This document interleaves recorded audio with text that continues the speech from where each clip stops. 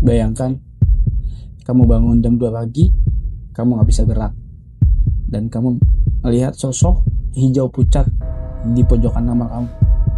Dia sedang mengendus rambut istri kamu. Ini sih bukan lelucon, ini bukan kisah mistis, tapi memang ini terjadi di tahun 2004 di salah satu desa di Jawa Barat.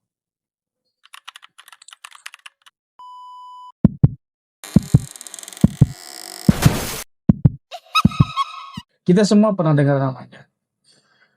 Bahkan mungkin beberapa dari kalian menganggap ini sebuah lelucon atau dongeng, guyonan, atau meme di internet. Kolor hijau. Iya bener sih. Di tongkrongan kalau ada yang aneh dikit, pasti dipanggilnya kolor hijau. Ya. Kesannya lucu gitu kan ya. Konyol kayak karakter kartun yang gagal gitu karakternya. Gagal kartunnya. Tapi itu masalahnya, Bo. Nama itu jadi kayak topeng yang menutupi sejarah kelam. Kalau kita tarik mundur ke tahun 2000 sampai 2004, terutama di beberapa wilayah di Jawa Barat, eh, nama ini adalah teror yang berdarah. Kolor hijau ini bukan hanya sebuah makhluk yang nakutin orang lewat di jalanan, tapi dia adalah manifestasi dari ritual pesugihan yang paling menjijikkan gue, buat. Maksud lu ini bukan sekedar entitas gaib yang muncul dari alam sebelah sana gitu. Tapi ada campur tangan manusia yang ikut di dalamnya. Tepat. Banyak praktisi supernatural bilang sih ini adalah ilmu hitam yang tingkat tinggi. Pelakunya harus menggunakan cara tertentu. Seringkali pakai kain warna hijau yang sudah dirajah darah untuk bisa menembus dinding rumah tanpa merusak pintu dia. Tujuan sih bukan sekedar mengambil harta atau sekedar merampok, tapi membuat nafsu dan mengambil energi dari korbannya, Bro. Gila juga ya. Gue sering gitu baca berita lama, arsip-arsipnya berita lama gitu. Dan emang banyak korban yang ditemukan dalam kondisi trauma. Traumanya berat banget gitu. Baik itu dari fisik maupun mental. Bayangin gini. Lu bangun di tengah malam. Lu gak bisa ngapa-ngapain. Gak bisa gerak karena sirap. Dan lu cuma bisa ngeliatin sosok makhluk yang berdiri di atas lu. Itu dia. Saat dunia luar tertawakan namanya, di dalam kamar-kamar yang gelap ada wanita-wanita yang nggak akan pernah bisa tidur nyenyak lagi, Bro. Seumur hidup mereka bakal ketakutan. Dan malam ini kita nggak akan bahas itu lucunya sih. Kita akan bahas kronologi bagaimana makhluk ini masuk ke rumah-rumah mereka atau si korbannya itu. Oke, jadi gua rasa kita harus siap-siap tuh untuk mendengarkan kisah Korrejo ini. Menarik juga untuk dibahas. Jadi bagaimana ceritanya? Eh, kita masuk ke sebuah desa di Bekasi tahun 2004-an. Ada seorang wanita, kita sebut aja namanya Mawar. Oke, kita sebut Kita namanya panggil Mawar Mawar aja. aja. Oke, Mawar. Malam itu hujan turun tipis, gerimis kecil gitu. Ya, jenis hujan sih nggak bikin udara terasa agak lembab gitu, agak lengket, karena kecil hujannya. Bukan yang hujan yang berasa dingin. Jadi udaranya tuh bikin gerah, gelisah gimana gitu ya, kayak panas tapi bukan gak ada hujan gimana. Ya, agak sedikit lembab. Persis, em, Mawar baru aja induin anaknya. Suaminya kan emang saat itu kerja lembur. Jadi dia sendiri sama anaknya aja gitu. Sendiri di rumah. Suaminya lembur, terus sekitar jam 1 atau jam 2 malam, Berarti udah pagi dia ya? pagi, menjelang pagi, dia masa ada bau di kamarnya kok. Oke, jadi emang lagi pas terlelapnya tidur dia. Lagi tidur, tapi dia nyium bau. Baunya? Bau amis kayak darah. Oke. Amis darah itu agak sedikit kecampur bau lumpur. Ish. Nah, terus pokoknya nggak busuk lah baunya, sampai nyengat loh, sampai dia aja ngerasa dari gitu aja masa sampai bangun. Tunggu, kamarnya kan rapat gitu. Cara kan kalau udah tengah malam pasti mana sendiri kan, sama nggak sama anaknya saja Ya, kan tertutup rapat tuh. Jendela juga pasti kan dikunci. semua terkunci, tapi di sini kengeriannya terjadi sih. eh eh, Mawar ngerasa badannya sangat sangat berat tadi itu. Fenomena yang dikenal sebagai kayak kita mah ketindihan, Oke, sleep berarti paralysis. ada depan Perut mungkin. ya, ada perut. Heeh. Tapi di saat itu emang dia sadar. Emang semua orang yang ketindihan kan sadar. Oke. Tapi emang nggak bisa gerak sama sekali. Terus dia coba ngelirik kanan kiri, dia ngeliat bro. Dia ngeliat plafon, ngeliat sampingnya, kanan kiri, lihat bantal. Coba emang nggak bisa gerak. Tapi itu karena kayak ketindihan. Jadi Terus dia 100% sadar, cuman nggak bisa ngelakuin apa-apa. ya nggak bisa ngapa-ngapain, kaku badannya. Terus tiba-tiba ada ya benda, bukan benda, cairan netes dari plafon ke samping bantalnya. Oke, lalu Nah, dilihat dia ngelirik, itu bukan noda, ternyata itu adalah cairan yang dari ventilasi masuk. Wah, oke, padahal ventilasi sangat kecil kan. iya. Tadi itu eh, noda itu terus kayak mengalir masuk. Tiba-tiba Si cairan itu.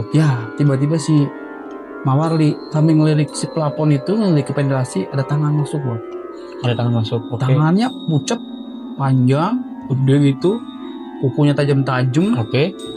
Terus perlahan dia masuk sampai ke plafon. Di plafon eh, makhluk itu kayak laba-laba nempel, terus merangsak turun Oke. ke lantai, tapi nggak ada suara boh, nggak ada bunyi sama sekali, sangat lembut ya turun. Padahal makhluk itu sangat besar terlihat, Jadi dia turun ke bawah tanpa suara, tanpa suara, padahal tubuhnya besar, tanpa enggak, suara sama sekali. tanpa suara. Dan ngerinya saat dia jalan itu kayak laba-laba kebalik boh. Ish. Kepalanya tuh orang kebalik, kepalanya dia kebalik juga, tapi mulutnya sambil ngeliat-ngeliat, lidahnya panjang kayak ular. Ngeri gitu. Jadi Pak, mungkin gimana ngebayanginnya ya, ketika lu sendirian melihat makhluk yang jalannya kebalik seperti laba-laba sambil melet, lu gak bisa ngapa-ngapain.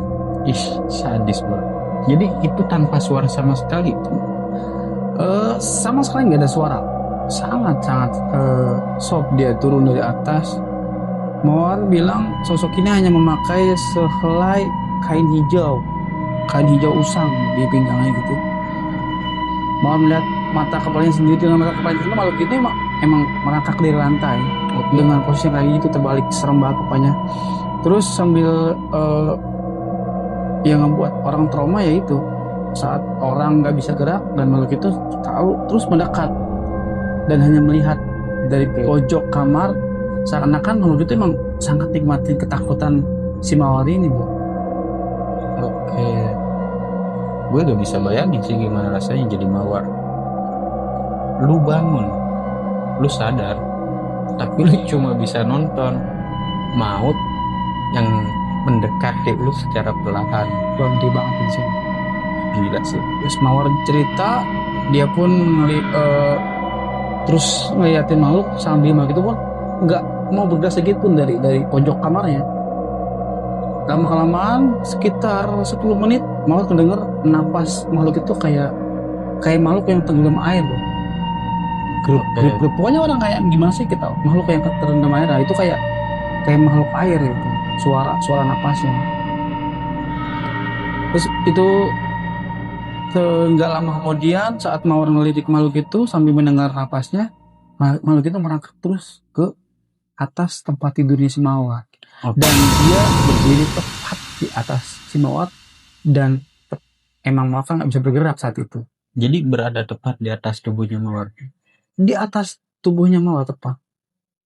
Gimana rasanya ya ketika lu bangun itu ada makhluk yang berdiri tepat di atas lu? Ngeri banget sih. Nah lu Apakah mau selamat?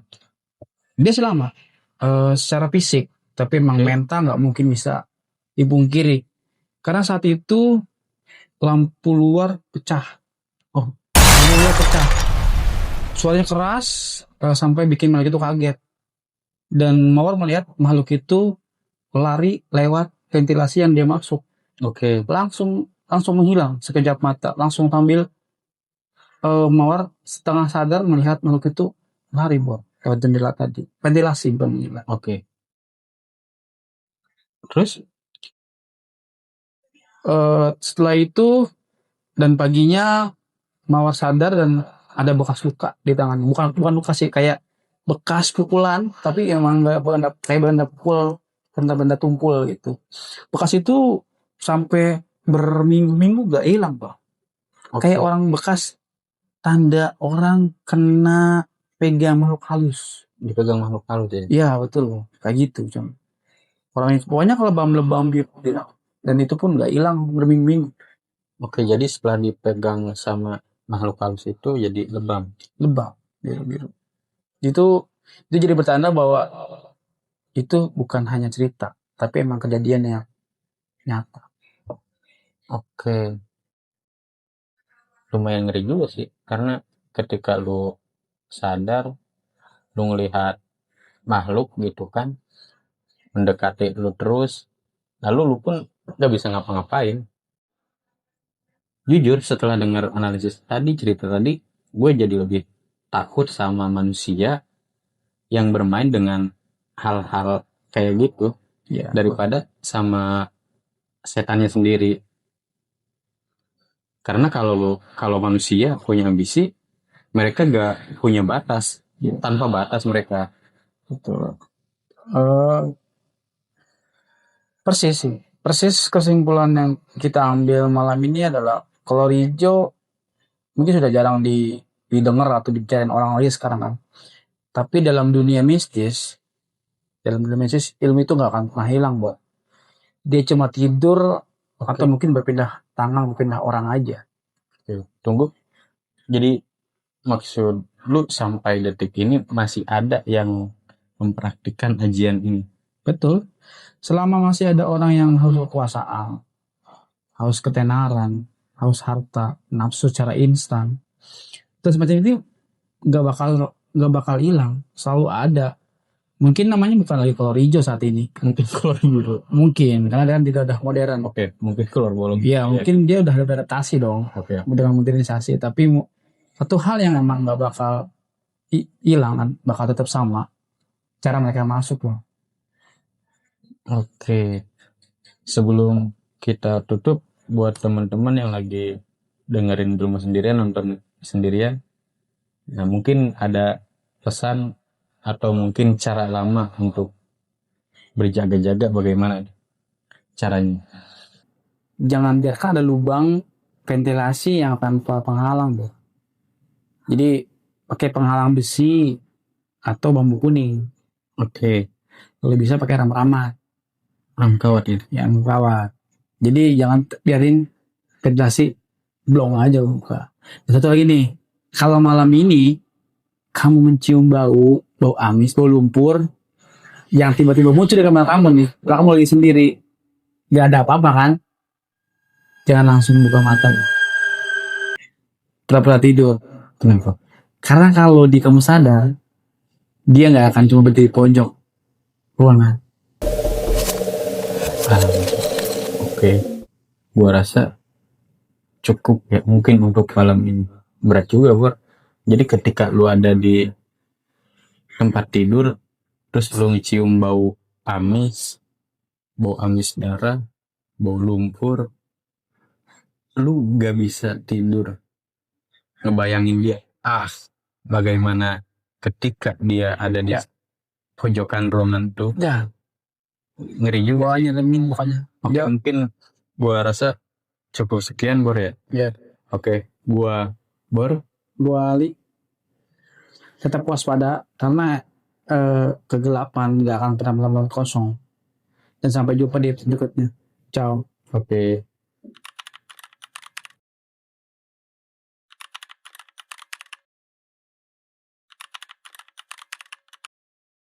tidur dulu. Jadi harus memperlihatkan. Jangan langsung buka mata ya.